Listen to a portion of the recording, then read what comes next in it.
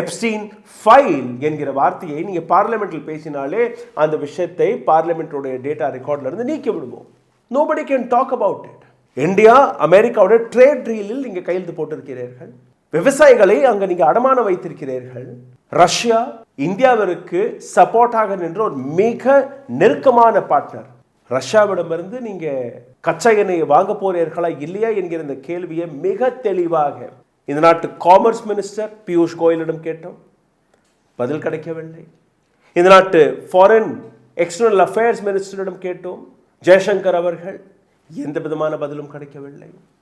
நரேந்திர மோடி எங்க இருக்கிறார், அவர்கிட்ட நீங்க கேள்வியை கேட்க முடியாது. இப்போ இதே அரசாங்கத்துடைய பதிலை நீங்க கேளுங்கள். சுத்தி வளைத்து ரஷ்யாவிடமிருந்து நீங்க குறைந்த விலைக்கு, ரஷ்யா 40% குறைந்த விலைக்கு இந்தியாவிற்கு கச்சா எண்ணெயை கொடுப்பதாக கூறுகிறார்கள்.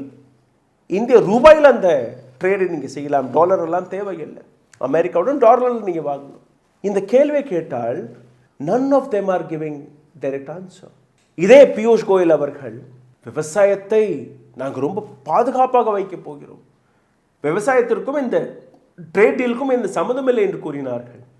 ஆனால் வெளிவந்த document, Nirmala Sitharaman and American government ரெண்டு பேருமே இணைந்து கொடுத்த ஸ்டேட்மெண்ட்ல விவசாயமும் இருக்கு, எக்ஸ்போர்ட் இம்போர்ட்டும் இருக்கு, டெக்ஸ்டைலும் இருக்கு, ஹேண்ட்லூமும் இருக்கு.